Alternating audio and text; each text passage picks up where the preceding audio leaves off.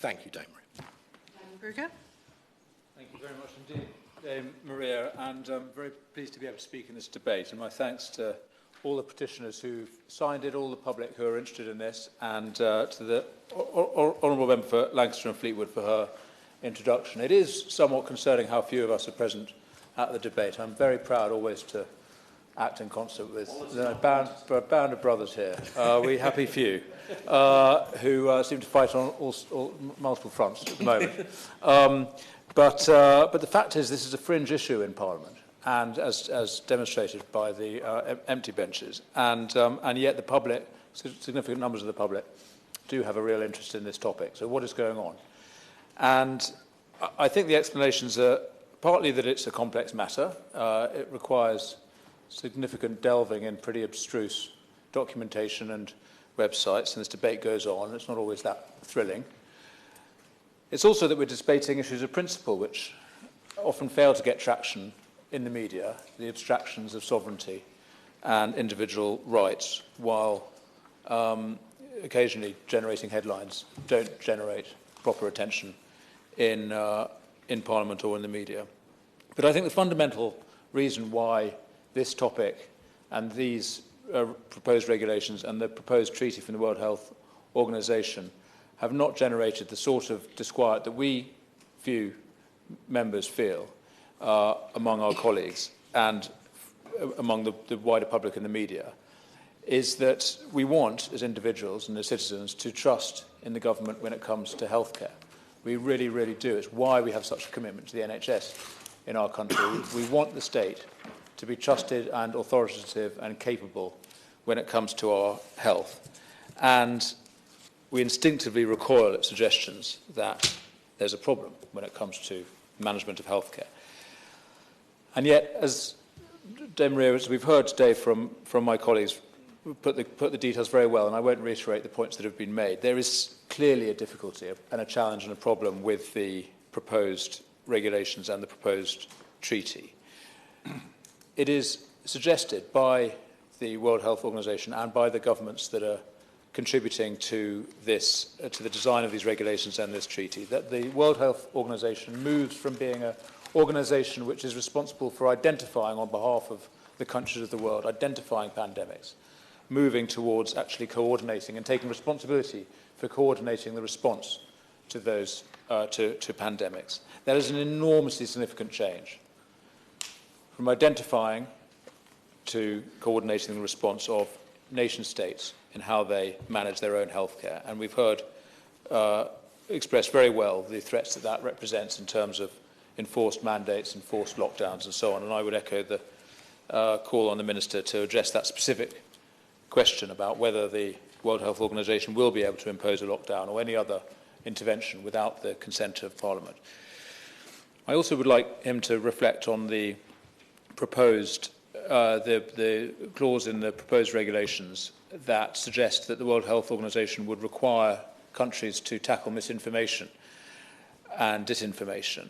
And, Dame Maria, we must remember the World Health Organization, which is aspiring to this power, is the organisation which in January 2020 denied that there was human-to-human transmission of COVID-19. It also, for some months, even longer, for many months, denied the possibility of a human origin of the COVID-19 vaccine, pandemic, the virus, as having originated in the Wuhan facility. So this is the organisation which we are proposing to give the power to intervene in international debates and close down discussion under the guise of misinformation and disinformation about both the origins and the appropriate responses to pandemics. And if we should have concern about, as we should, about the value of the World Health Organization in future based on its record, I'm afraid we have to have the same scepticism about our own government's role, because the trust in healthcare that we all desperately want to have, I'm afraid has been badly tested through the experience of recent years. And I echo many of the points, particularly by my right honourable friend, the member for Rayleigh and Wickford, thank you. Just now, about the sort of radicalisation that I think we both experienced through the cause of the COVID experience, from having started from a position of trust in government, trust in the state, to profound scepticism. And I just want to, if I may, Dame Maria, call attention to this new book which has come out, which I've contributed the afterword to. I don't think I derive any benefit. We do advertising in here. Oh, okay.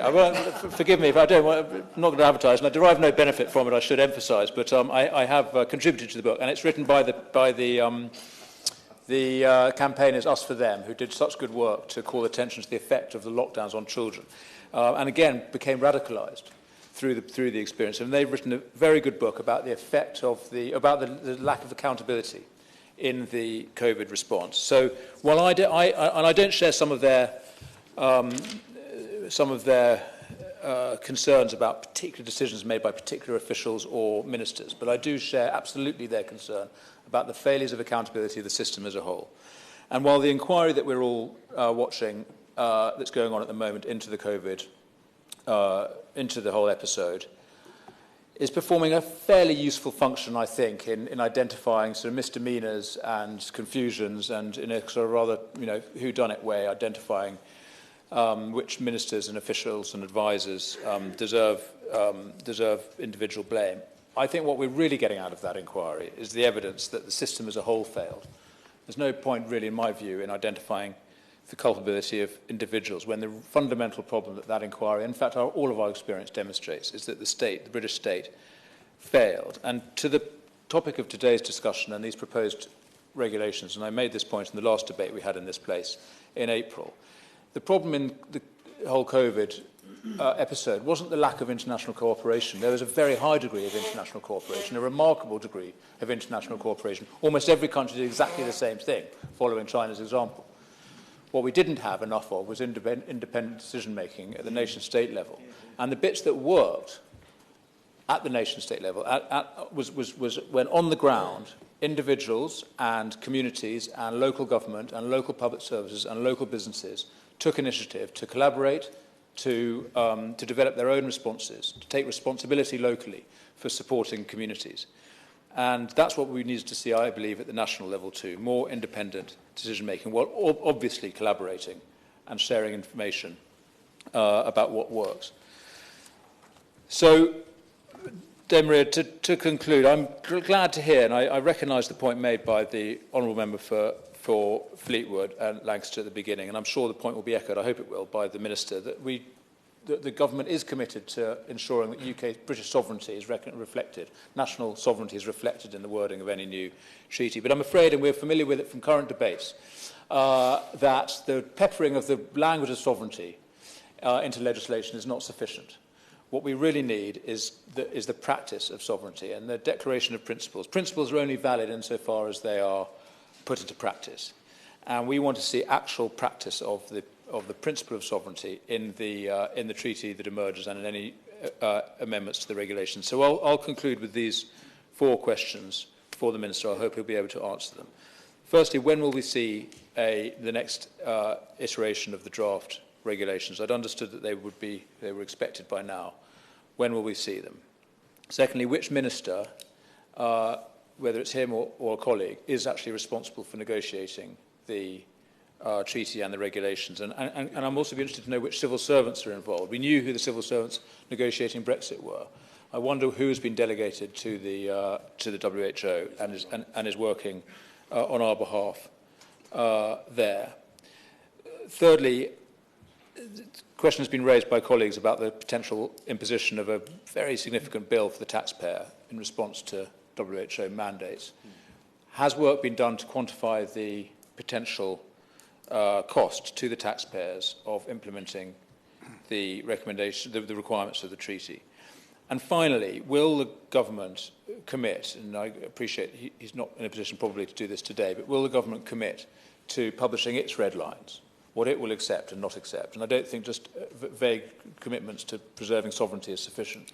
What exactly will be acceptable and not? And I appreciate the negotiations are going on in collaboration with other states, but I think it is appropriate for our government at this quite advanced stage of the negotiations to declare publicly what it is and what it's not prepared to cede in the way of our independence. Thank you.